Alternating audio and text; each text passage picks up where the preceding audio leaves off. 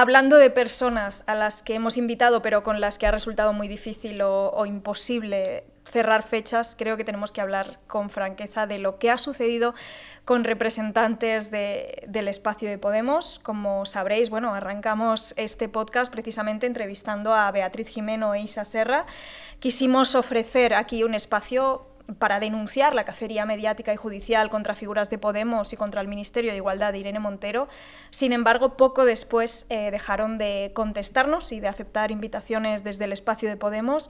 Lo cierto es que hemos invitado al mismo número de personas de Podemos que de Sumar, de hecho creo que más del espacio de Podemos, pero en estas últimas semanas hemos acabado decidiendo posponer, agendar para dentro de unos meses entrevistas a más representantes de Sumar precisamente para evitar la falta de pluralidad, ¿no? Para esta segunda temporada hemos podido cerrar entrevistas con representantes de Bildu y vamos también a intentar traer a representantes de otros partidos, ¿no? A partir, de hecho, de la entrevista que hice con el ministro Bustinduy, es cuando me di cuenta de que, bueno, solo estaban aceptando invitaciones desde Sumar y tomé la decisión consciente y deliberada de ser un poco más dura o confrontativa dentro de mi estilo y mi forma de entrevistar, que pues es bastante cercana, bastante cálida, es lo que me nace, no quiero poner a nadie, digamos, en una situación incómoda, pero sí que es verdad que estaba haciendo preguntas pues, sobre temas más controvertidos, ¿no? A Rita Maestre le pregunté por la operación Chamartín, por los titiriteros, a Íñigo Errejón le pregunté por declaraciones polémicas de Manuela Carmena, por la falta de primarias en Sumar, por si fueron favorables o no a un gobierno de Ciudadanos y por qué. Es decir, si alguien realmente nos acusa de favoritismos o especula acerca de si estamos comprados por, que ya te digo yo que si este podcast lo financiara Sumar, yo no estaría con 2 jornadas laborales, pero bueno, en cualquier caso, sinceramente es que no está prestando atención. En cualquier caso, sabéis que nosotros tenemos la intención y la vocación de que este sea un espacio para todas las izquierdas y, bueno, habréis podido ver que también en estos últimos episodios hemos traído a personas que no forman parte de la política institucional, sino que, bueno, pues se han implicado políticamente y han hecho, pues, sí, han aportado su grano de arena desde otros lugares, desde los movimientos de base, desde la sociedad civil, ¿no? Y que no necesariamente buscan tener representación parlamentaria. En cualquier caso, eso, enfatizar que este también es un espacio para los representantes del espacio de Podemos. No vamos a tender ninguna emboscada a nadie. Creo que esto se pudo notar también en las entrevistas a Isa Serra y Beatriz Gimeno. Creo que hubo una complicidad y una afinidad. No hay nada personal contra los representantes de Podemos ni contra el partido, entonces, bueno, ellos siguen teniendo las puertas abiertas de este local y de este programa, así que nosotros seguimos a la espera de que acepten la invitación. Como sabéis, el feminismo es uno de los movimientos más importantes en lo que va de siglo y a mí personalmente pues, me hizo mucha ilusión poder traer a una histórica del movimiento y también de la teoría feminista como es Beatriz Gimeno, precisamente para hablar pues, eso, de los avances conseguidos y los que quedan por conseguir. Nos supo bastante mal que esa entrevista se descontextualizara por completo, creo que eso fue semanas después por eso. Y de hecho fue algo bastante, ¿cómo decirlo? Fue feo. Sí, también fue feo. Pero es que, claro, no es que cogieran un trozo de 1 minuto donde quizás faltara contexto, ¿no? Porque estábamos hablando además como con digamos, mucha cercanía y mucha naturalidad, como que se nos olvidó que nos estaban grabando como hacia el final de la conversación, ¿no? Pero no fue solo eso, es decir, no es que cogieran 30 segundos fuera de contexto, es que había cortes de 2 segundos y cosas que, por ejemplo, había un momento en el que ella estaba hablando de cómo al final en Podemos la postura que se hegemonizó fue la abolicionista de la prostitución, del sistema prostituyente, de la pornografía, etc. Y lo pusieron de tal manera que parecía que estuviera diciendo que estaba consiguiendo que Podemos adoptara una posición transexcluyente, es como ni siquiera... O sea, cogían trozos de momentos que o sea, digo, ¿sabes? Que no tenían nada que ver con lo que pretendían hacer que pareciera, ¿no? Ella, por ejemplo, decía eso: yo he estado luchando para que se imponga mi forma de ver el feminismo. Y yo en ese momento, claro, yo le estaba preguntando por los debates internos que había habido precisamente en Podemos alrededor de la prostitución.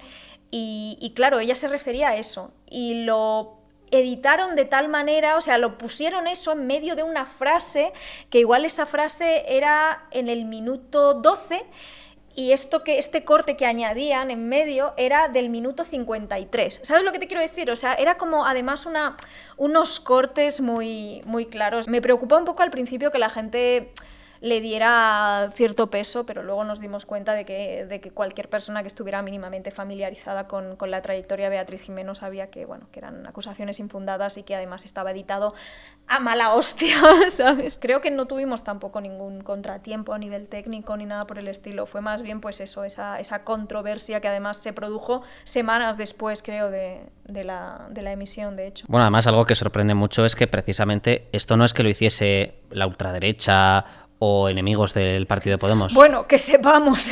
Que sepamos.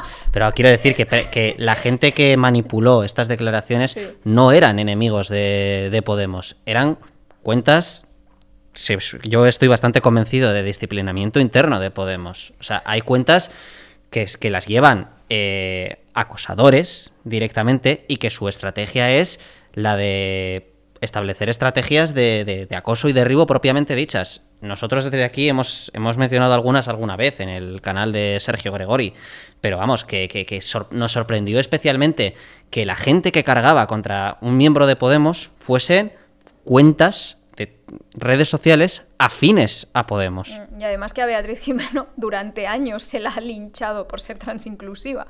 Entonces es como que era algo que llamaba la atención en ese sentido, ¿no? Yo creo que una de las cosas que pasaron es que cuando ella decía las queer, claro, eso se sacó de contexto. Ella se refería a Monique Wittig, se refería a Judith Butler. No estaba hablando de personas pertenecientes al colectivo trans, estaba hablando de autoras postestructuralistas, o sea, estábamos hablando de otra cosa, quiero decir, no tenía nada que ver, pero claro, es que también tuvimos, de hecho, varios momentos en los que yo le dije cómo definía yo queer, cómo lo definía ella, ¿no? Yo le dije en algunas cosas en que estaba de acuerdo con Butler o en que creo que se la ha malinterpretado, pero que también, jolín, que también tiene muchas herramientas, muchas aportaciones interesantes, ¿no? O como esto de la performatividad, la gente lo entiende como performance en el sentido de como una especie de disfraz que te pones contrapuesto a tu esencia real, cuando es como todo lo contrario. O sea, viene de filósofos pragmáticos del lenguaje que hablaban de los actos de habla y de la performatividad del lenguaje en el sentido de eres lo que haces. Y básicamente lo que está diciendo Butler es como que el género es algo que se hace mediante la reproducción de pues unas normas ritualizadas de género tal. O sea, como lo que está diciendo es que no hay una esencia preexistente que te haga ser mujer, hombre, tal. Entonces, como que es lo opuesto a ese esencialismo, pero tampoco es voluntarista, ¿no? Entonces, como que estábamos teniendo discusiones más de este tipo, en plan de, vale, ¿cómo se ha entendido tal? Como que estábamos intentando y no estábamos de acuerdo necesariamente, porque en muchas cosas no estábamos de acuerdo Beatriz Gimeno y yo, pero estábamos teniendo como una discusión en estos términos y alguien cogió lo de las queer fuera de contexto y pensaban que se refería a las mujeres trans. Y es como, no, está hablando de Judith Butler, no está hablando de un colectivo, está hablando de filosofía, ¿sabes? No está hablando de... Estuvo muy feo, sí. Sí. Muy feo. Ahora que se habla tanto de lawfare, hay que hablar de cómo algunos pues han tenido que sufrirlo en sus propias carnes cuando no se podía cuestionar tan abiertamente al Poder Judicial o no se podía hacer sin que te catalogaran de antisistema, ¿no? Y en la historia de Isa Serra, en este sentido, explica mucho de lo que estamos viviendo actualmente y bueno, como decía antes, fue un placer tenerla aquí, es una persona a la que aprecio y la verdad es que creo que tuvimos una conversación bastante nutritiva. Ahí sí que tuvimos fallos técnicos, estoy cayendo en que ahí se nos congelaron algunas imágenes y tuvimos que arreglarlo añadiendo recursos. Ahora tenemos como un backup, ahora tenemos como las dos, la imagen, el audio no, pero la imagen se está grabando aquí, pero también se está grabando en un ordenador fijo con mayor calidad, ¿no? Y con mayor resolución y más fotogramas por segundo y demás. Pero entonces solo usábamos aún no habíamos aprendido cómo hacer ese backup y recuerdo eso, que teníamos una sesión abierta con el ordenador tal y nos quedamos como sin suficiente memoria RAM y se nos quedó como congelada la imagen y tuvimos que arreglar todo eso en post. Y fue un poco... Recuerdo además que íbamos muy mal de tiempo, que estábamos como editando... Sí, además esto se nota especialmente si os miráis todos los No Obstante en maratón, en orden, con vuestros colegas. Se puede ver especialmente como en la entrevista Isa Serra es la única que después de la intro sí que tiene recursos. Esos recursos no eran porque tengamos un favoritismo por Isa Serra, sino precisamente porque la imagen estaba absolutamente corrompida, se congelaba, se glitcheaba y dijimos, ¿cómo tapamos esto? ¿Nos vamos a cargar 5 minutos de lo que porque dice...? Además era muy importante. Sí, estaba hablando de pues su primera militancia en la Complutense, del momento en el que sucedió pues también que el 15M, cuando fue a parar el desahucio por el que le condenaron y tal, y decimos, ¿qué hacemos? ¿Nos cargamos toda esta parte? Y como no nos pareció oportuno, pues lo que hicimos fue tapar esa parte dañada con recursos de aquel momento.